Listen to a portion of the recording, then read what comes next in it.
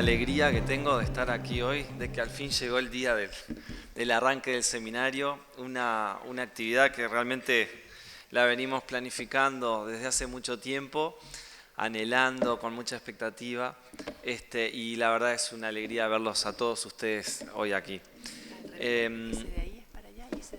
El título del seminario internacional, Crecer sin Violencia, dice Enfoques y estrategias de abordaje para la protección infantil y adolescente.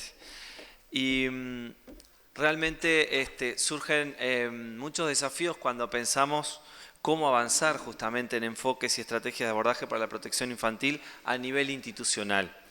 ¿Cómo hacerlo? ¿De qué forma abordarlo a nivel de las organizaciones que integramos? Y quizás esa es un poco la temática general que vamos a compartir de esta mesa. La protección infantil, pero desde una perspectiva institucional. Sin duda que la temática que nos convoca es muy importante, ya lo habló la primera mesa, todos tenemos el mismo compromiso hacia la protección hacia los niños, niñas y adolescentes, y es un desafío y es importante poder ver cómo transformar eso en un eje central que realmente penetre, que esté integrado a lo que es el propósito de las organizaciones y el quehacer de cada organización. Y en este caso estoy hablando también como eje central de aldeas infantiles y la protección infantil también como eje y aspecto central en nuestro quehacer. Entonces la mesa que voy a presentar reúne experiencias que yo creo que son muy interesantes y de las cuales nos podemos nutrir mucho sobre el trabajo de protección infantil a nivel institucional, y me va a tocar presentar a compañeras de trabajo, a Lucía Miranda, que ya le voy a presentar por completo previo a su presentación, a Cecilia, compañera del área y gran organizadora de todo este evento, y a Nelly, con la cual también hemos trabajado en conjunto. Ella viene de Chile y también ya la voy a presentar más detenidamente. Y realmente el desafío es pensar a nivel institucional cuando deseamos avanzar en este enfoque y estrategias de abordaje para la protección infantil, cómo lo hacemos y cuáles son los aspectos y los niveles en los cuales trabajar. Cecilia, más que nada, va a compartir la experiencia de implementación de la protección infantil en Aldeas Uruguay, en la cual, sin adelantar, pero yo quiero como expresar algunas cuestiones que me parece que son importantes. Ha sido necesario varias cosas que sin duda ella las va a desarrollar. Generar compromiso, formar equipos, generar conocimiento, trabajar en red y también muy importante desarrollar acciones y procesos que permitan garantizar la efectiva protección infantil, de lo cual también va a hablar mucho Lucía sobre este punto. Entonces creo que también el seminario nos permite cerrar una etapa para abrir una etapa nueva. Creo que capaz que inconscientemente, porque no lo hemos hablado mucho, pero el seminario está en un momento institucional en el cual cerramos algunas cuestiones para abrir otras y para asumir incluso mayores desafíos. Entonces realmente es un evento muy importante para nosotros, que también te quería mencionar, es parte de la continuación de una campaña que quizás muchos de ustedes han visto en medios y demás, en donde estamos haciendo foco justamente en crecer sin violencia, en las prácticas educativas cotidianas sin violencia hacia los niños, y bueno, este seminario también permite dar yo creo un gran cierre a esta campaña que está realizando Aldeas Infantiles. Por último, y antes de presentar, se habló, y no quiero dejar de mencionar, se está hablando mucho, no estaba previsto, pero se está hablando mucho de participación infantil. Y quería traerlo porque estoy casi seguro que Cecilia también lo va a retomar y Lucía también. Pero creo que una de los grandes aprendizajes es que no es posible la protección infantil sin vincularlo estrechamente a la participación infantil. desde escuchar a los niños, desde que puedan tener los ámbitos donde puedan ser libres de contar aquellas cosas en las cuales ellos han sido vulnerados, de contar con referentes de cuidado que propicien esos espacios de participación, pero también de incluirlo en los procesos de política de protección infantil e incluso también en estrategia que vamos a mencionarlo en la presentación de Cecilia. Bueno, arrancamos entonces. Con muchísimo gusto voy a presentarles a Lucía Miranda. Lucía es licenciada en Trabajo Social, ella viene de Costa Rica. Desde el año 2010 es coordinadora en desarrollo de programas de la Oficina Regional para América Latina de Aldeas Infantiles y a partir del año 2014 asume como coordinadora regional de protección infantil y programas para Latinoamérica y el Caribe de Aldeas Infantiles SOS. Desde su rol es responsable de impulsar estrategias regionales para el trabajo en cuanto a prácticas abusivas sexuales entre pares, crianza y disciplina positiva, participación infantil y juvenil y creación de entornos protectores y seguros. Bueno, con muchísimo gusto le damos el tiempo a Lucía para que exponga su presentación.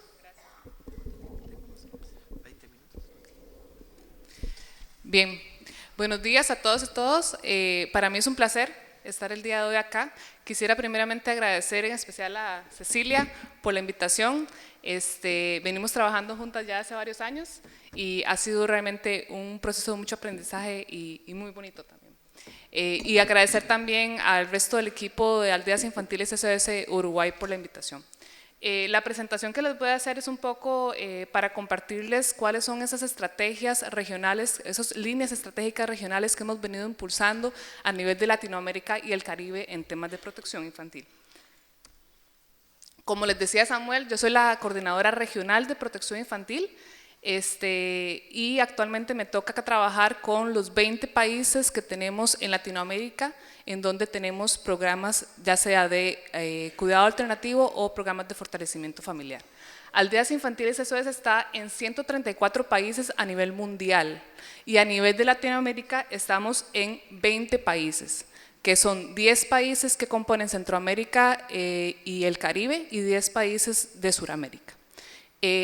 Todos estos 20 países y el resto de los países de Aldeas Infantiles SOS trabajamos en dos tipos de programas, que uno es fortalecimiento familiar, en donde buscamos trabajar con las familias de origen para poder desarrollar sus habilidades para el cuidado y la protección de los chicos y las chicas, y el otro son las modalidades de cuidado alternativo también. Y actualmente estamos innovando también o yéndonos un poco más a brindar nuevos servicios también, diferenciados según cada país. Bien, respecto al tema de protección infantil, es importante mencionar que Aldeas Infantiles nosotros reconocemos el grado de vulneración en los que se encuentran los niños y adolescentes con los cuales trabajamos. Por tanto, consideramos que es sumamente importante romper tabús, empezar a hablar del tema del abuso, empezar a hablar del tema del maltrato, es sumamente importante para poder prevenirlo. Y aparte de esto, contar con los mecanismos y los procedimientos necesarios para poder responder a cualquier incidente de desprotección infantil. Es así que en el año 2008 se creó la política de protección infantil, que ya Ana Inés había mencionado en la charla anterior. Desde el 2008 nosotros tenemos la política de protección infantil, es una política federativa, es decir, los 134 países que tenemos a nivel de la federación implementan la política de protección infantil desde el 2008 y la política tiene 4 áreas de implicación, que son la conciencia, la prevención, la denuncia y la respuesta. Obviamente el mayor foco debería estar en todo el ámbito de conciencia, que es precisamente hablar, romper tabús, hablar sobre el tema de desprotección y protección infantil y el tema preventivo. Obviamente no podemos dejar de lado el responder a cualquier preocupación, sospecha o incidente de desprotección infantil que se nos presente en nuestros programas, ya sea de cuidado alternativo o fortalecimiento familiar. ¿Qué ha venido sosteniendo? Como les decíamos, bueno, yo vengo en Aldeas Infantiles desde el 2010 trabajando, el 2014 como coordinadora regional de protección y a partir del 2014 venimos, que yo asumo como coordinadora, por lo menos desde mi experiencia, ha sido bastante interesante porque el poder trabajar en red ha sido uno de los mayores logros a nivel latinoamericano y el Caribe. De hecho, nosotros como región somos de las primeras regiones que empezamos a trabajar en red el tema de protección infantil. Y esto es uno de los elementos más importantes que ha permitido sostener en el tiempo el trabajo en protección infantil. Actualmente son 20 países a nivel de Latinoamérica y del Caribe que se encuentran trabajando bajo unas mismas líneas estratégicas que ahora vamos a mencionar, en conjunto con la oficina regional que se encuentra en Costa Rica y en Bolivia también. También contamos con una estructura, esto permitió también contar con una estructura en protección infantil, posicionarnos acerca de la relevancia de contar con personas especializadas en protección infantil, personas como Cecilia, que vienen trabajando y asumiendo un rol muy importante a nivel de cada una de estas asociaciones nacionales que nosotros llamamos que son los países, recurso humano también a nivel de los diferentes programas o localidades que tenemos con los equipos locales de protección infantil. Y también es importante, y lo que ha permitido sostener todo ese trabajo es que nosotros no trabajamos solos como Aldeas Infantiles SOS, sino siempre trabajamos en red con otras organizaciones y somos parte de Keep It Children Safe, que Keep It Children Safe es la coalición internacional, es una coalición internacional de una serie de organizaciones que trabajamos en pro de la niñez y adolescencia. Y ahí se encuentra Save the Children, Tierra de Hombres y otras organizaciones que también trabajan con los chicos. Lo de la estructura que les mencionaba ahora es sumamente importante porque nosotros desde la oficina internacional tenemos a una persona encargada del tema de protección infantil específicamente. En cada una de las oficinas regionales tenemos en Latinoamérica, tenemos en Asia, en África, en Europa. En cada una de esas oficinas regionales hay una coordinadora o coordinador regional responsable también del tema de protección infantil. Y en las asociaciones miembros, en este caso los países, también hay una estructura que permite sostener todo el trabajo que se viene realizando. Como les mencionaba, en el caso de Uruguay, Cecilia es la coordinadora nacional de protección infantil. En cada uno de los 20 países tenemos un coordinador o coordinadora nacional de protección infantil, algunos tiempo completo, otros no, pero vamos hacia eso. Y también tenemos equipos nacionales de protección infantil, que en este caso, por ejemplo, Ana Inés forma parte del equipo nacional de protección infantil, que son los encargados también de apoyar en esa estrategia, en la implementación de la estrategia de protección infantil, que ahora también Cecilia les va a comentar. Y también en los programas tenemos equipos locales que también permiten y son realmente los que implementan las acciones y las estrategias y las vuelven realidad. Esa estructura ha permitido entonces sostener, como les decía, todo el trabajo durante esos últimos años de protección infantil. Y también un hito importante es la creación de la Red Regional de Protección Infantil, que la creamos en el año 2014. A partir de 2014, los 20 países, con representación de cada uno de los coordinadores nacionales de protección infantil, nos empezamos a reunir virtualmente, presencialmente, y empezamos a hablar y romper realmente el tabú del tema de protección infantil. ¿Cuáles son los objetivos de la red? El poder promover intercambio de aprendizajes, de experiencias, el compartir herramientas. Es bastante interesante porque siempre que nos reunimos año con año, vemos que realmente todos los países tenemos las mismas preocupaciones, ¿verdad?, con respecto a temas de abuso o de maltrato. Entonces, considerando que la política de protección es una política interna, que nosotros deberíamos desarrollar herramientas y procedimientos organizacionales, es muy interesante para los coordinadores reunirse año con año también para poder intercambiar precisamente esas experiencias. Nos permite también sensibilizar a miembros internos de la organización con respecto al tema de protección infantil y posicionar también ciertas temáticas que son importantes, como vamos a ver, que son las líneas estratégicas que venimos impulsando. Y también crear alianzas con otras organizaciones, como lo son Espirales, que es Pepa Horno, la experta que va a estar con nosotros el día de la tarde y mañana también forma Espirales, está también Paicaví. Venimos trabajando con diferentes organizaciones que también han permitido desarrollar diferentes procedimientos. A nivel de las líneas estratégicas que venimos impulsando en la región, tenemos varias temáticas. Hemos trabajado el tema de crianza y disciplina positiva, el tema de prácticas abusivas sexuales entre pares, la creación de entornos protectores y seguros, el tema de trauma en la infancia. De hecho, este año empezamos a trabajar este tema específicamente y tenemos todo un sistema de reporte y respuesta ante incidentes de desprotección infantil. Estas son algunas de las líneas estratégicas que nosotros venimos trabajando dentro de la Red Regional de Protección Infantil, obviamente con un eje transversal que es tratar de impulsar en cada una de estas líneas estratégicas el tema de participación infantil, como lo mencionaba Samuel ahora. Yo les voy a hablar muy brevemente de cada una de esas líneas estratégicas. Para cada una de esas líneas estratégicas nosotros generalmente hacemos un taller presencial de varios días, hacemos sesiones virtuales, ¿verdad? Pero como por lo menos para que ustedes se vayan con una idea de cuál es el enfoque, el posicionamiento que estamos teniendo sobre esas líneas estratégicas a nivel regional. Lo que respecta al tema de crianza positiva, nosotros consideramos que la crianza positiva es una forma de criar y de educar que tiene 4 implicancias específicamente. Primero, ver al niño o adolescente como una persona sujeta de derechos, no objeto, como lo veía la anterior doctrina irregular, sino como un sujeto de derechos. Promover siempre el desarrollo pleno de los niños y ahí incluimos el eje de participación infantil. Mostrarles afectos. Creemos y somos fieles creyentes que el tema de la afectividad consciente es indispensable para poder promover, desarrollar niños sanos y felices también, y crear entornos seguros y protectores. Todo el tema de crianza positiva está relacionado con lo que tiene que ver con entornos seguros y protectores, afectividad consciente y disciplina positiva. Entonces, la crianza positiva es el objetivo último que tenemos nosotros como organización, ¿verdad? Del trabajo que hacemos, y lo que buscamos es garantizar la crianza positiva en las familias, en las comunidades y en las modalidades de cuidado alternativo en las cuales trabajamos.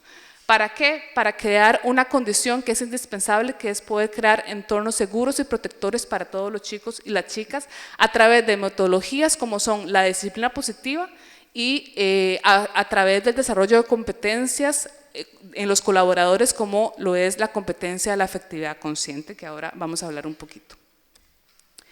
Entonces, la crianza positiva es como el enfoque mayor que viene a fundamentar el trabajo que hacemos posteriormente. Y ahí les quería mencionar el tema de disciplina positiva, que de hecho ahí estamos trabajando con la ONG Espirales, con Pepa Horno también, y ahí creamos una guía que se llama Afecto, Límites y Conciencia, que es una guía que busca posicionar cómo nosotros como organización estamos trabajando el tema de disciplina positiva específicamente, ¿sí? Porque claro, al inicio les decíamos a las cuidadoras, a las familias, no pueden pegar, no toleramos el maltrato, no toleramos el castigo físico, pero no les decíamos qué hacer, ¿verdad? Entonces era una ambivalencia entre, bueno, ok, no pego, pero entonces soy permisiva y no le dejo hacer lo que quiera y dejo que se peleen entre ellos. Nosotros teníamos que dar una respuesta ante ese desafío que se nos estaba presentando, y es ahí donde afortunadamente nos encontramos a esta ONG y a Pepa Horno y a Javier Romeo también, que es colaborador de Espirales, y a través de ellos creamos esta guía de disciplina positiva y venimos también desarrollando capacidades en los colaboradores sobre esto. Entonces, nosotros creemos fielmente que hay alternativas al castigo físico, por supuesto, y estilos de crianza alternativos que obviamente garanticen el respeto a todos los niños, niñas y adolescentes. Hay algunos principios importantes que quisiera compartir con ustedes. Uno tiene que ver con entender que las conductas de un niño o adolescente siempre tienen un propósito, es decir, hay una historia detrás de esa conducta desafiante que está teniendo ese niño. No necesariamente lo hace porque quiere, lo hace también porque hay una causa, y nosotros como adultos tenemos que realmente encontrar esa causa y no esperar hasta que el niño tenga la conducta desafiante, sino inclusive buscar alternativas para poder prevenir esa situación. Intentar hacer compatible el tema de la afectividad y la firmeza. Anteriormente hablaban, ¿verdad?, que ahora los niños tienen muchos derechos y demás. Nuestro reto como adultos también es cómo poder hacer ese equilibrio entre ser amable pero ser firmes al mismo tiempo, sin que eso implique una sobreprotección, ni eso implique que los niños irrespeten los derechos de los otros. O como decía la compañera también, que asumir que también tienen deberes, ¿verdad? Entonces ese equilibrio entre la afectividad o amabilidad y la firmeza es indispensable también para promover una disciplina positiva. Y partir obviamente siempre de un enfoque positivo, entendiendo que todo lo que nosotros hagamos tiene que desarrollar una habilidad. Si ustedes inclusive como madres, padres, tíos o tías están tratando de educar a los niños y adolescentes y lo que están haciendo no desarrollan habilidad, no está bajo el enfoque de disciplina positiva. Siempre se tienen que preguntar si esto que yo estoy haciendo, cuál es la habilidad que yo le estoy desarrollando al niño. Si le grito, ¿le estoy desarrollando una habilidad o más bien lo estoy desafiando? Si le pego, ¿le estoy desarrollando una habilidad o lo estoy desafiando?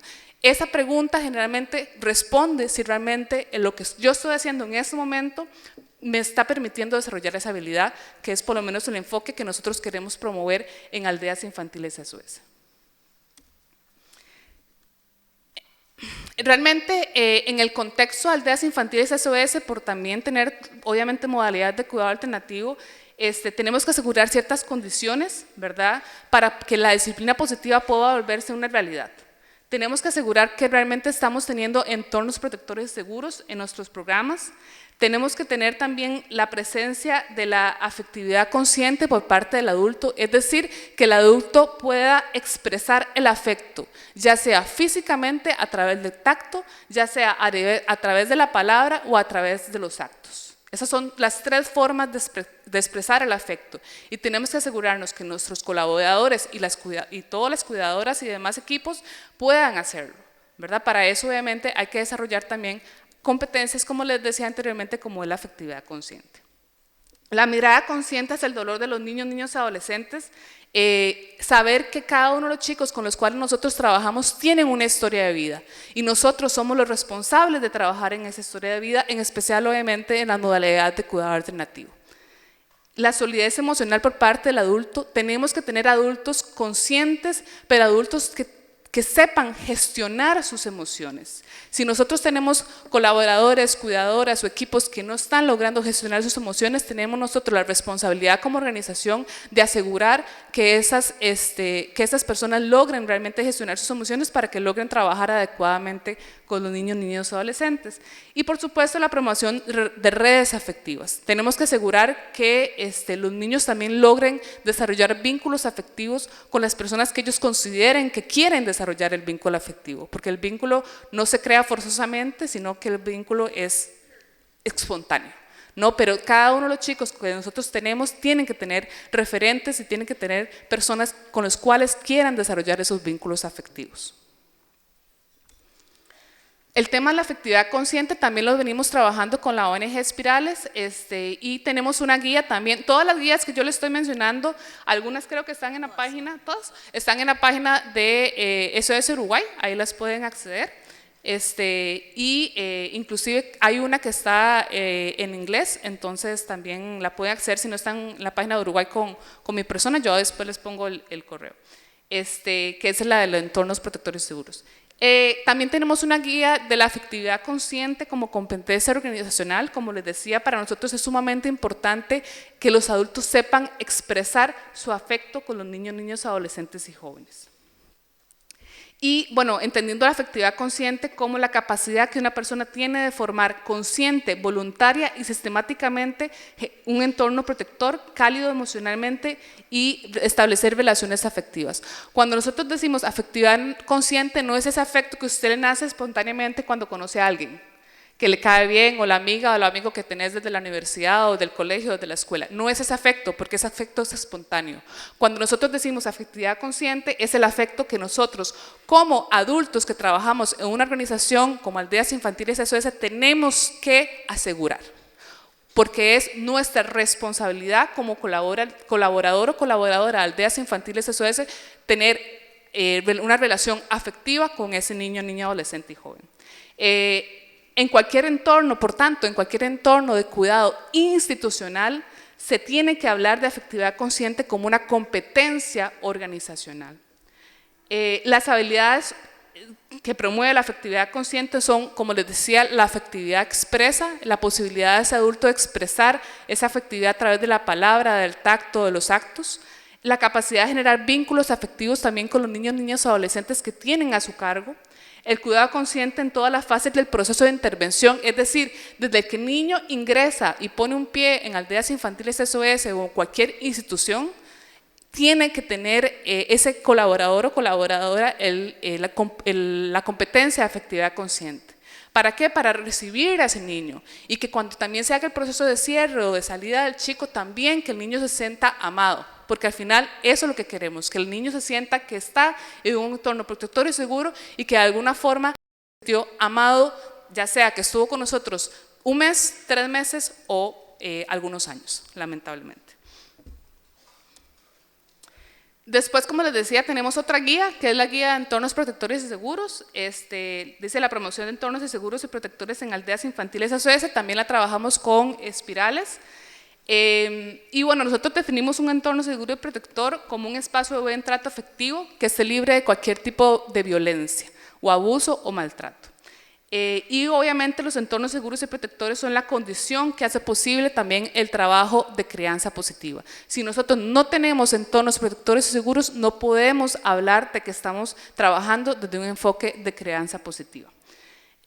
La guía, cuando ustedes la vean, si pueden accesar, trae como 4 niveles diferentes para promover entornos protectores y seguros. Hay un primer nivel que es el entorno físico, seguro y protector, que tiene que ver con los colores de las instalaciones, de los hogares, del establecimiento, que eso no solo se trabaja en modalidad de cuidado alternativo, se debería trabajar también con familias de origen, ¿verdad? Ahí está el entorno emocional y seguro, que tiene que ver con más cuáles son también de repente las competencias que tiene o esa calidez que tiene ese adulto o esa persona a cargo para poder también relacionarse con el niño. Tiene que ver con el equipo de personas adultas conscientes, garantes del entorno seguro y protector, que tiene que ver también con las capacidades, y el nivel 4 que tiene que ver con lo que hablábamos ahora, que es el protagonismo infantil. Entonces, cada uno de esos niveles en la guía contiene diferentes acciones o diferentes indicadores, vamos a decirlo así, que deberíamos de cumplir todos los que trabajamos en algún tipo de institución o también inclusive con familias de origen para asegurar o para decir que realmente estamos creando entornos protectores y seguros en nuestros programas. También hemos trabajado el tema de prácticas abusivas sexuales entre pares. Esto lo hemos trabajado con Paicaví, que bueno, aquí tenemos a Nelly también con nosotros y Salvador, que estará creo que mañana también con nosotros. Con ellos hemos elaborado también una guía sobre conductas sexuales problemáticas y prácticas abusivas sexuales. Y bueno, hemos venido también un poco, y fue también bastante interesante para nosotros porque nos permitió también posicionarnos como organización de cuál, o por lo menos regionalmente hablando, de cuál es ese enfoque de trabajo que queremos tener cuando se presentan prácticas abusivas sexuales entre los niños, adolescentes y jóvenes. Y ahí hablábamos obviamente de que hay conductas saludables, que tenemos que saber identificarlas, ¿verdad?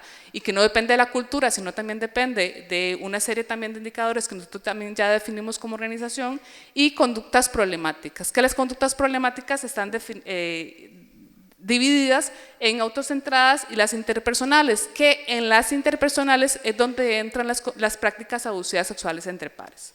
Entonces decíamos que las prácticas abusivas sexuales entre pares son un tipo de comportamiento sexual problemático que obviamente ya es cuando hay un abuso de poder y por ende no hay un consentimiento por parte del otro hacia el acto que se está generando. Y es ahí como obviamente no podemos faltar a la legislación nacional de cada país, pero tampoco podemos juzgar a el niño como un abusador, como un chico que está cometiendo solo abuso sexual sin considerar que hay un contexto detrás, una historia de vida y una situación que generó también que ese niño tenga esas conductas. Por eso es importante hablar de prácticas abusivas sexuales porque evitamos también la estigmatización del niño y valoramos que hay todo un contexto que hay que revisar que llevó a ese niño también a esa práctica abusiva sexual e inclusive nosotros responsabilizarnos como organización ante ese hecho.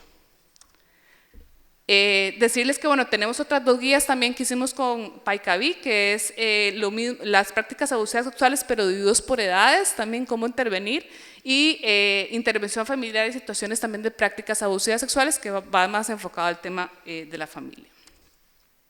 Me quedan solo 5 minutos, entonces voy rápido. Otro de los temas que les decía que estamos trabajando es el tema de trauma. Recientemente lo estamos trabajando este año. También empezamos con espirales, esperamos también trabajarlo a futuro con otras organizaciones expertos.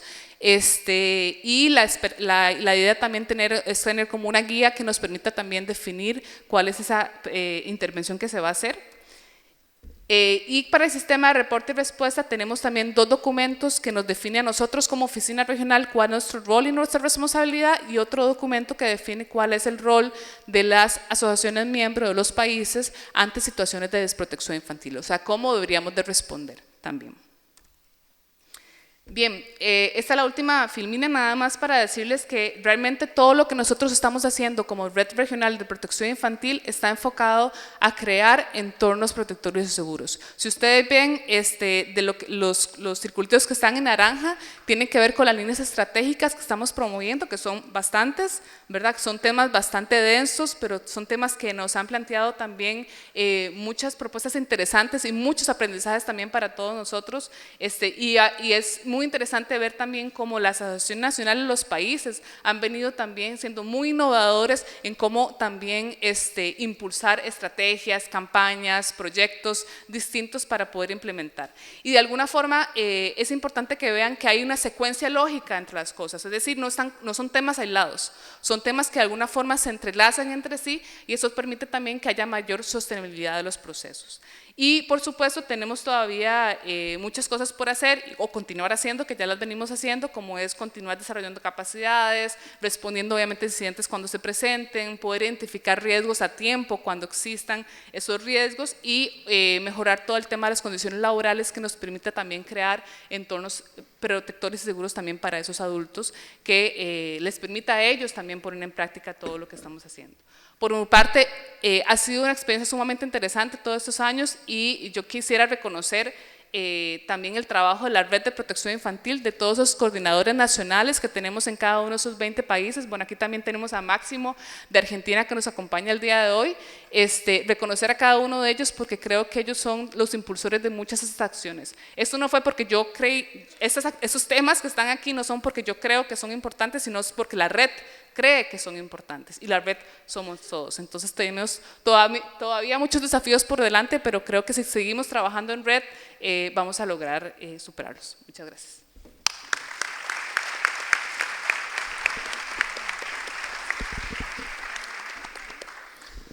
Muchas gracias, Lucía.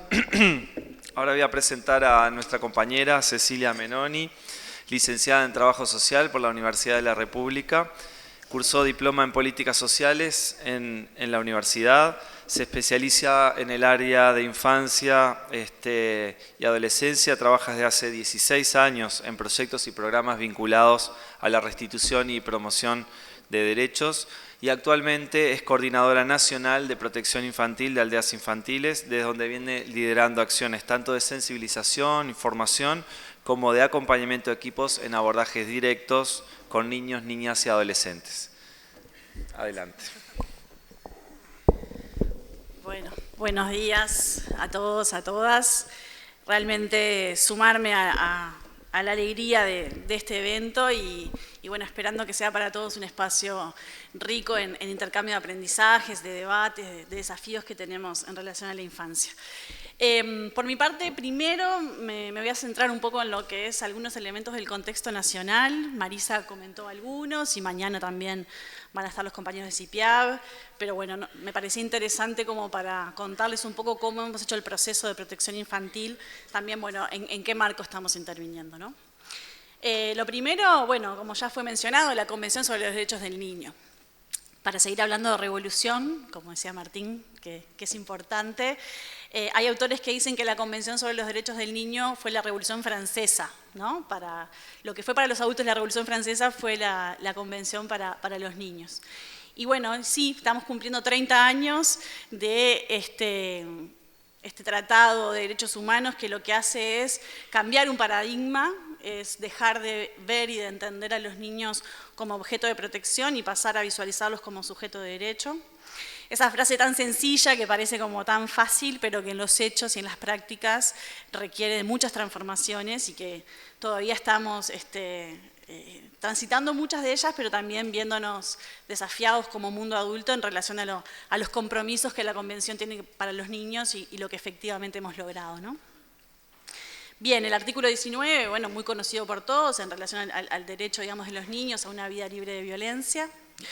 Después otro de los documentos importantes también, el Informe Mundial sobre Violencia, que solicita el Comité de Derechos del Niño y que se le encarga a Sergio Paulo Piñeiro, el experto internacional, y que como mensaje central trae esta idea de que ninguna forma de violencia contra los niños y niñas es justificable y que toda violencia es prevenible. ¿Sí? Todas aquellas formas de violencia que en muchos casos se terminan, digamos, naturalizando en relación al contexto, ¿no? Bueno, cada cultura, ¿no? Se habla muchas veces que la violencia es cultural y en realidad esto es algo que es importante de romper, ¿no?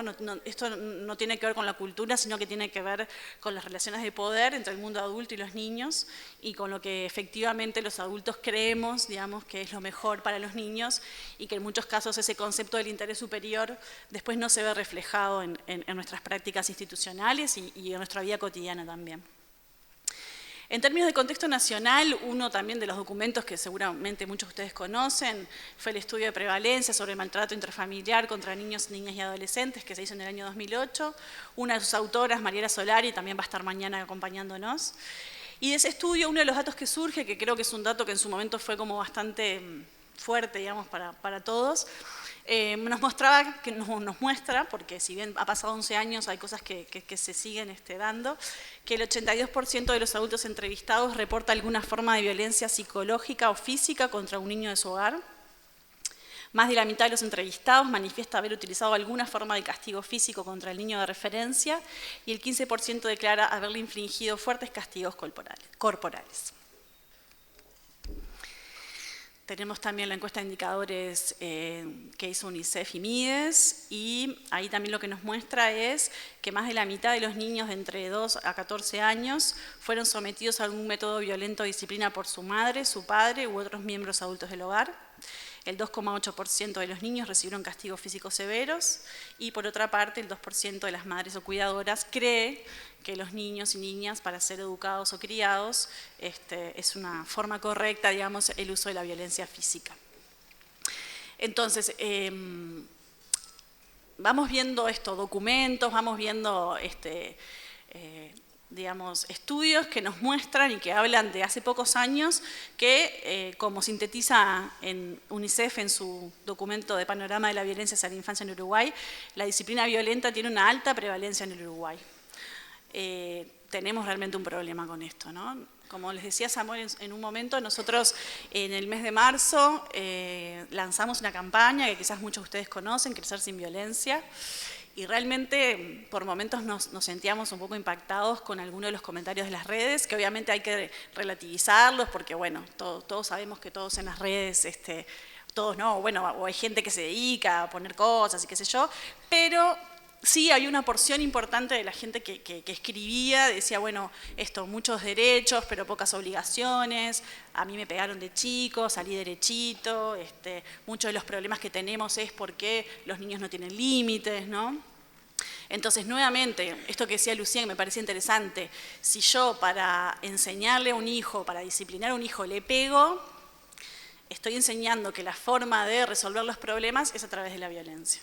Y como decía también Marisa, esto después se repercute y se ve claramente en lo que es el mundo adulto. Cuando hoy en día tenemos la tragedia, porque creo que hay que llamarlo así, de los femicidios, tiene una historia, ¿no? Si yo crezco en un hogar donde se me enseña que quien me quiere me pega, no es extraño que luego en las relaciones de pareja yo reproduzca justamente un vínculo aprendido, ¿sí? No tiene que ver con que me gusta que me peguen o con que siempre se consigue varones que le pegan, sino que tiene que ver que hay una pauta, digamos, de relación que está aprendida, que fue enseñada desde los primeros años de vida y que de no mediar un proceso de intervención es muy difícil de poder efectivamente transformar. Bien, algunos otros datos para seguir como poniéndonos en ambiente, digamos, para el año pasado el CIPIAB, que bueno, todos conocen el sistema ya hace creo que más de 5 años que viene reportando año a año en su informe de gestión los datos a nivel país. Para el año pasado se atendieron 4.131 situaciones de violencia, esto corresponde más o menos con unas 11 situaciones diarias, y como sabemos, y como la propia gente del CIPIAB lo ha dicho en la presentación que hace todos los 25 de abril, esto es la punta del iceberg, esto es lo que vemos, ¿sí? Vemos estas situaciones, pensamos que para el país que somos, con los pocos niños que tenemos y con la tasa de natalidad que sigue bajando, tratamos bastante mal a nuestros niños. Y alcanzamos como sistema a una porción de ellos, ¿sí? Pero necesitamos seguir avanzando en los mecanismos de detección y en los mecanismos de abordaje a estas situaciones.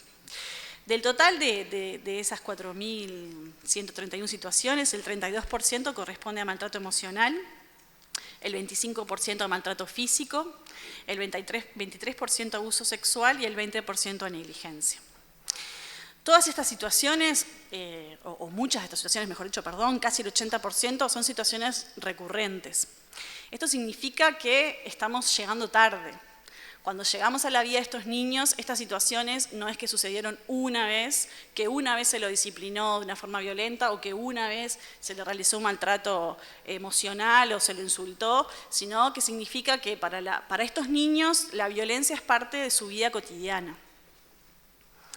Bien, casi el 60% de los niños, niñas y adolescentes no se visualiza como víctima de violencia. Esto creo que es otro dato bastante importante también, porque ahí obviamente seguimos visualizando la necesidad de trabajar con los niños, de empoderarlos en sus derechos y de poder enseñarles a que hay otras formas de desarrollo y otras formas de crianza que no necesariamente tienen que implicar la violencia. Y después un tema que obviamente daría para un montón, que es el tema de que el 93% de los agresores son integrantes del núcleo familiar, ¿sí? Esa es como un poco la situación. Bien, en síntesis entonces, para esta primera parte del contexto, la violencia hacia niños, niñas y adolescentes es un fenómeno aún naturalizado e invisibilizado dentro de la sociedad uruguaya. También hablábamos, ahora que la veo a Denise de FEI, otra gran compañera de camino de estos años de trabajo, decíamos con Denise, también a veces cuando visualizamos estos datos se ve como una porción o una parte de la situación de violencia, pero quedan otras formas invisibilizadas. Por ejemplo, y ahora cercanos a lo que fue el informe sobre suicidio, lamentablemente los niños que deciden, ¿sí? o que toman, digamos, o que sienten la necesidad de no vivir más, de no querer vivir más. O como mucha gente dice, yo obviamente no es un tema que maneje, pero muchas veces escuché y me pareció como bastante interesante esto de que no quiero vivir más así. Entonces, cuando vemos que para muchos de los niños las situaciones de violencia son cotidianas, las situaciones de maltrato, las situaciones de abuso, uno también se pregunta quién quisiera seguir viviendo así, ¿no? Entonces ahí como que hay un compromiso también bastante importante con seguir avanzando en otros temas que también hacen a la violencia hacia los niños y adolescentes. Por otro lado, también la información disponible es insuficiente, se encuentra desarticulada, además de estar concentrada mayoritariamente en sectores de pobreza, lo que impide dar cuenta real del fenómeno. Y además otro tema que también es importante es corremos el riesgo de que al tener la información centralizada y sesgada en las instituciones que intervienen con la infancia y con la infancia en situación de vulnerabilidad, también generamos un mecanismo en el cual explicamos la violencia a partir de la pobreza porque es lo que tenemos. Y muchas veces las lecturas lineales ahí pueden ser bastante complejas. La violencia hacia niños, niñas y adolescentes, como decía también Macarena al principio, es un fenómeno que atraviesa todas las franjas sociales, pero que lamentablemente, como sabemos, el sistema toma una porción de la totalidad y esa porción de la totalidad que toma en general es las situaciones de pobreza, ¿sí? La pobreza está sobreintervenida, está hiperestudiada y no tenemos datos reales o concretos de qué pasa en otros estratos sociales, ¿no? Bien, ¿cómo entendemos la política de protección? Lucía un poco ya les contó, la idea no es que salgan con una sobredosis de aldeas infantiles, sino que conozcan un poco cómo trabajamos. Esta política, bueno, es del año 2008, se implementa en Uruguay a partir del año 2012. Y también, como les contaba Lucía, nos centramos en lo que son las normas de Keeping Children Safe, que es una coalición de organizaciones. Y más allá de contarles ahora un poquito cómo se organiza, yo creo que una cosa muy importante, y a mí en uno de los talleres fue algo que me hizo como mucho sentido, que fue la cuestión de que cualquier organización que trabaje con niños, niñas y adolescentes tiene que tener una política de protección infantil. No importa que sea un merendero y que sean voluntarios y que atiendan a 10 niños. Tienen que tener y tienen que acordar conjuntamente cómo van a tratar a sus niños, cuáles son los enfoques desde los que van a trabajar, qué van a hacer si los niños se ven vulnerados en sus derechos. ¿Sí? Esto no tiene que ver con un sistema muy sofisticado, capaz que ustedes lo ven así y dicen, bueno, Aldeas Infantiles trabaja a nivel del mundo, tienen coordinadores regionales. Bueno, sí, eso es porque es por el volumen, digamos, y el tipo de organización que somos. Pero quizás muchos de ustedes están acá y dicen, bueno, nosotros somos una cooperativa, gestionamos un CAIF, no sé, me dicen todo esto, me suena como un poco grande. No, quizás es esto, iniciar un proceso de trabajo juntos y decir, como CAIF del departamento de, no sé, Paysandú, nosotros vamos a decir que esta es nuestra política de protección infantil. Así vamos a tratar a nuestros niños, esto es lo que nos proponemos y esto es lo que vamos a hacer para que eso suceda. Y justamente las 4 normas de Keeping Children Safe un poco nos hablan de eso. La primera norma, contar con una política, definir qué es lo que vamos a hacer. La segunda norma, centrarnos en nuestro equipo de trabajo, nuestro personal, cómo los vamos a capacitar, cómo los vamos a formar, qué herramientas les vamos a dar para el trabajo cotidiano. La tercera norma habla de los procedimientos, bueno, cómo lo vamos a hacer, no solamente Samuel el otro día cuando preparábamos un poco decía, el compromiso con la protección infantil no tiene que ser discursivo, ¿no? No es solamente decir, bueno, nosotros queremos que los niños, no, sino es decir, nosotros queremos todo esto y a su vez generamos este conjunto de procedimientos y herramientas que dan soporte a lo que nosotros teóricamente y como enfoque entendemos. Y por otro lado, la última, la responsabilidad de la organización en controlar y revisar estos procesos, ¿sí? No solamente decir, hacemos esto, hacemos lo otro, sino decir, lo hacemos, lo monitoreamos, lo auditamos y mostramos nuestros resultados. Bien, la política entonces tiene estos 4 pilares que también Lucía les comentó, la conciencia, la prevención. Nosotros ahí como Aldeas Uruguay venimos trabajando realmente un montón, venimos intentando generar estrategias diversificadas, no solamente formar a nuestros equipos y generar herramientas concretas para el trabajo, sino también generar instancias como para la población en general, hacer campañas, hacer difusiones, hacer actividades como esta, poder sentarnos, poder discutir, poder acercar a las personas con las cuales nosotros trabajamos y brindar como ese conocimiento. Y después la otra parte, obviamente, que es todo el componente de denuncia y respuesta. Una vez que pasa una situación de vulneración con alguno de los niños que participan de nuestros programas, tanto sea de cuidado alternativo como de fortalecimiento familiar, bueno, ¿cómo procedemos? ¿Sí? Y eso está estipulado, estandarizado. En el material que se les entregó a cada uno de ustedes van a encontrar un marco de protección sobre una adaptación, digamos, de la política de protección a nivel local y ahí están todos los pasos que realizamos cuando hay una situación de desprotección. Por otro lado, y también lo comentaba Lucía, la política de protección se basa por un lado en el Comité Nacional, los comités locales de protección infantil. Aldeas Infantiles está en Montevideo, Canelones, Florida, Paysandú y Salto, y en cada uno de esos departamentos existe un comité local de protección que es el encargado, digamos, de a nivel local generar instancias en las mismas líneas que veíamos antes, ¿no? Conciencia, prevención, denuncia y respuesta.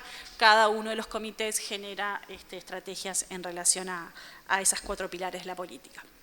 Y después un Comité Nacional de Protección Infantil que está integrado por la Dirección Nacional, que está integrado por el asesor en desarrollo de programas, por Patricia también, la asesora en gestión humana, y bueno, y yo como coordinadora de protección. Nosotros 4 a nivel nacional, digamos, acompañamos el trabajo de los comités y generamos distintas estrategias de trabajo más globales que no tienen únicamente que ver con casos puntuales, digamos, de desprotección.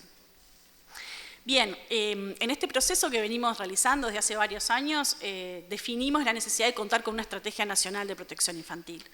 dijimos, bueno, estamos haciendo un montón de cosas, tenemos que ordenar, tenemos que focalizar, qué queremos hacer, a dónde queremos ir, cuáles son los resultados que queremos obtener y también cuáles son las líneas estratégicas que vamos a tomar.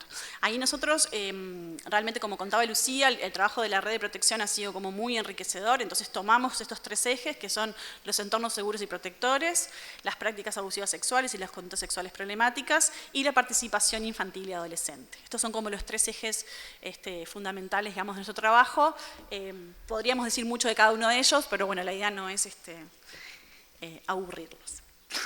Entonces, por un lado, cuando hablábamos de protección infantil y de la política, dijimos, bueno, para los adultos vamos a hacer un marco de trabajo, que es el que yo les contaba que tienen ustedes en sus materiales, y después otra de las cuestiones que estamos como muy contentos es con un proceso que hicimos a través de un llamado abierto a propuestas en convenio con el CLAE.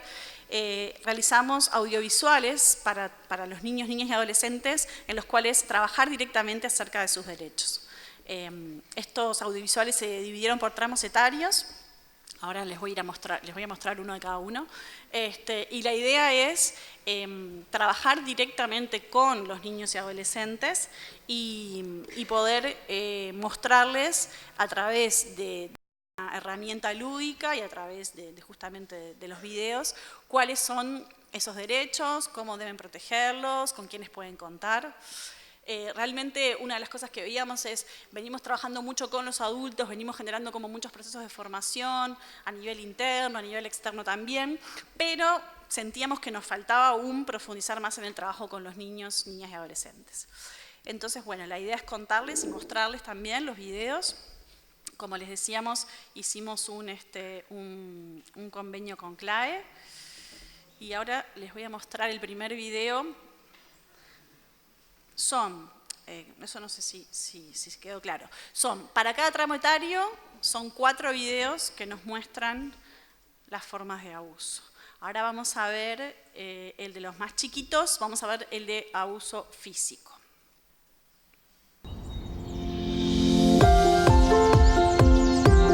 Aprendiendo a valorarme.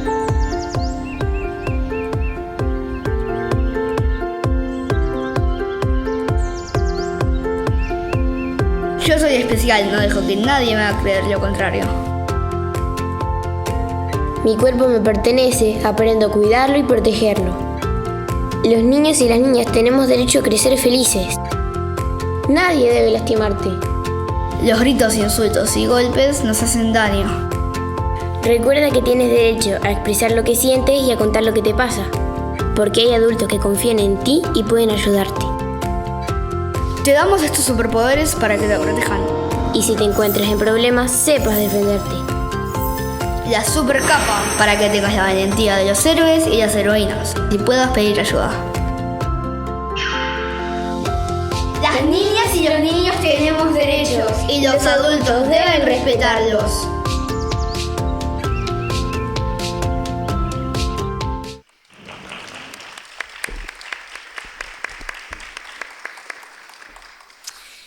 Nos llevó mucho tiempo, por allá anda Alejandra Yerbolino, que apoyó todo el proceso de construcción de la estrategia y también de los videos, el trabajo en conjunto con la gente de CLAE, y también varios compañeros de los comités locales que participaron también del proceso de discusión. Y cuando íbamos a hacer este material decíamos, bueno, no queremos que los niños sean vistos solamente como víctimas desde un lugar como triste, ¿no? Apagado. Entonces decíamos, bueno, ¿cómo podemos dar un mensaje en poco tiempo? Piensen que este video lo van a ver niños que tienen menos de 5 años. Los que tenemos hijos o sobrinos o amiguitos o vecinos sabemos que los niños de 5 años no están mucho quietos, por suerte. Entonces tenía que ser como algo corto, que los enganchara, que les gustara y a su vez que dejara como un mensaje bastante claro. Y esta idea como de los héroes, las heroínas, ¿no? El tener el valor de decir que no, pero si no puedo decir que no, pedir ayuda, ¿sí? Entonces, bueno, esto en este proceso de construcción fue como bastante, digamos, delicado poder abarcar todas esas líneas. Después vamos a ver ahora un video que está orientado hacia niños entre 6 y 12 años. Acá, bueno, van a ver que ya obviamente hay como posibilidad de incluir más texto, hay como más ideas. Este es sobre la negligencia. Aprendiendo mis derechos. tenemos formas diversas de ser, vivir, sentir y expresarnos. Todos somos diferentes, pero iguales. Todos somos diferentes pero iguales. ¿Sabes por qué? Porque tenemos iguales derechos. Sin importar en qué lugar hemos nacido, cuál es nuestro género, cómo seamos o las cosas que nos gustan. Desde que nacemos tenemos un montón de derechos. Y una ley internacional que nos protege. ¿Lo sabías?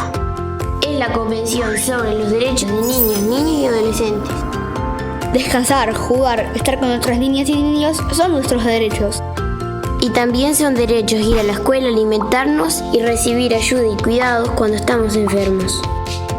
Es que todas las niñas somos importantes y esos derechos existen para protegernos. Son los adultos que nos rodean quienes deben velar por nuestros derechos, dándonos cariño, cuidado y protección. Las niñas y los niños tenemos derechos y los adultos deben respetarlos.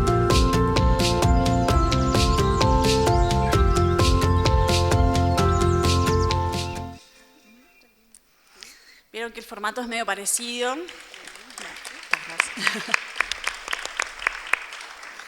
Los niños van creciendo y bueno, sigue como el proceso y vamos como agregando más ideas.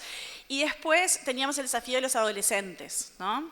Entonces decíamos, bueno, los niños siguen creciendo, ¿cómo hacemos? Ahí decíamos, bueno, lo que no podemos hacer con los adolescentes es infantilizarlos, eso también lo sabemos. Entonces ahí hicimos todo un cambio. Lo único que se mantiene en común, lo único que sigue, digamos, como hilo conductor es la música y bueno, ahora les muestro. En este caso vamos a ver el de abuso emocional.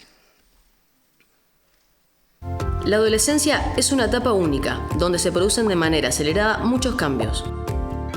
Se transforma tu cuerpo, cambian tus intereses y tu forma de ver el mundo. También se transforman tus emociones. Tal vez te sucede que pasas de la alegría a la tristeza o al enojo rápidamente, ¿verdad? Es normal que esto pase, porque la adolescencia es como un torbellino. Si tus actitudes o tu forma de ser despiertan una reacción violenta en tu entorno, debes pedir ayuda a las personas en las que confías. Es violencia cuando alguien te grita, te insulta o se burla de ti. También lo es cuando te acosan, te humillan, te ignoran, te excluyen, te discriminan o amenazan. Este tipo de violencia se llama abuso emocional. Y puede suceder en tu casa o en tu lugar de estudios. Porque el maltrato entre compañeros también existe. Se llama acoso o bullying. Es cuando dentro de un grupo, tú o algún amigo o amiga es objeto de bromas, insultos o amenazas cotidianamente. Aunque estas actitudes pueden ser habituales, nadie debe aceptarlas. Si esto te sucede o le sucede a alguien de tu entorno, no guardes silencio. Si te encuentras en problemas, acércate a personas en las que confíes. Ellas te brindarán su apoyo. Y acuérdate que tú también debes apoyar a aquellas personas que lo necesiten. Porque cortar un círculo de violencia es responsabilidad de todas y todos. Las adolescentes y los adolescentes tenemos derechos, y todas y todos debemos respetarlos.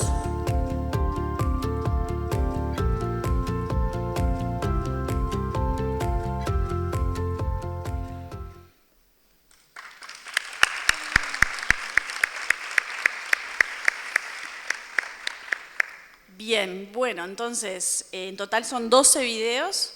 Esos videos los subimos a nuestro canal de YouTube, los pueden buscar. Después, obviamente, si alguien tiene algún tema de tecnológico o algo, se contacta con nosotros y buscamos la vuelta para que los pueda tener. La idea es, nosotros estamos trabajando a nivel de los comités locales para que todos los niños, niñas y adolescentes que participan de nuestros proyectos tengan una instancia y un taller. También hicimos una guía que también está colgada en la página web. Es una guía de apoyo a los talleres. Estos videos, la idea es que se vean los 4 juntos con los niños. No tiene que ser el mismo día, obviamente. La sugerencia es que sea en un proceso corto de tiempo. Y esa guía lo que hace es sugerir actividades para cada tramo etario. Muchos de ustedes están acostumbrados a hacer talleres, actividades con los chiquilines, capaz que algunas de las sugerencias que ven les parecen interesantes, capaz que otras las descartan, pero nos parecía también interesante, junto con los videos, generar un material de soporte para que, bueno, quienes quieran realizar los talleres tengan por lo menos una guía como para trabajar. ¿Sí? Bien, bueno, cerrando un poco, pensar también juntos en algunos desafíos, ¿no? Lo primero, nosotros como organización y desde lo que es la sociedad civil organizada, la responsabilidad también de, en conjunto con el Estado, seguir generando respuestas, continuar transversalizando la protección infantil en todas las acciones e intervenciones institucionales. Nosotros tenemos un componente fuerte de atención directa, trabajamos con cerca de 2.000 niños a nivel nacional, pero, como decía Ana Inés, no nos alcanza eso, ¿no? O sea, el sueño, lo que queremos, lo que deseamos, lo que anhelamos y para lo que trabajamos es para construir procesos y herramientas, como pueden ser estas versiones amigables de la política, como pueden ser otros documentos también que hemos compartido, que les sirvan a todos los que están acá, a todos los que están sentados en esta sala y también a las personas que trabajan con niños, niñas y adolescentes, a decir, bueno, esto me sirve para trabajar con los gurises, con las familias, esto me sirve para repensar las intervenciones. Entonces ahí obviamente la capacidad y la posibilidad de poder llegar a un número como mucho mayor de niños y a poder eso, como contribuir en conjunto como sociedad a transformar estas realidades. Seguir trabajando con el Estado, acá también surge todo el tema de las dificultades concretas frente a las necesidades de atención especial para niños, niñas y adolescentes. Como sabemos, hay muchas dificultades y acá fundamentalmente vemos el tema vinculado al tema de salud mental. En muchos casos, los niños que tienen alguna necesidad especial, nosotros no podemos como organización cubrirla y cuando necesitamos que ellos tengan un espacio adecuado justamente para dar una respuesta a su necesidad, ese espacio no existe, entonces bueno, eso también es como parte de los desafíos que en protección infantil seguimos trabajando en conjunto. Y el último, o bueno, por poner 3, podría ser obviamente muchos más, pero bueno, por pensar en algunos desafíos en concreto, fortalecer al sistema de protección para que funcione como tal, que no depender, digamos, de las personas que están en cada lugar, ¿no? De que si conozco al de la policlínica, entonces lo llamo y sé que tengo un número, sino que el sistema se articule y que efectivamente cualquier niño en cualquier situación pueda recurrir, ya sea a su centro educativo, a su centro de salud, a su centro barrial, y pueda encontrar una ruta que lo ayude a salir de la situación de violencia. Porque, bueno, como vimos, las situaciones no son pocas, y de vuelta, lo mismo, ¿no? En Uruguay tenemos pocos niños, necesitamos continuar profundizando las transformaciones que se vienen realizando y obviamente garantizando los derechos que le corresponden, ¿no? Una de las cosas que siempre trabajamos con los equipos es, nosotros no estamos dándole nada a los niños que no les corresponda por derecho, ¿sí? O sea, no es algo que les otorgamos, sino es algo que les corresponde por su condición de niños y de sujetos de derecho. Bien, y para finalizar, una frase también del informe final. Los niños están hartos de llamarse el futuro, quieren disfrutar de su infancia, libres de violencia, ahora. Gracias.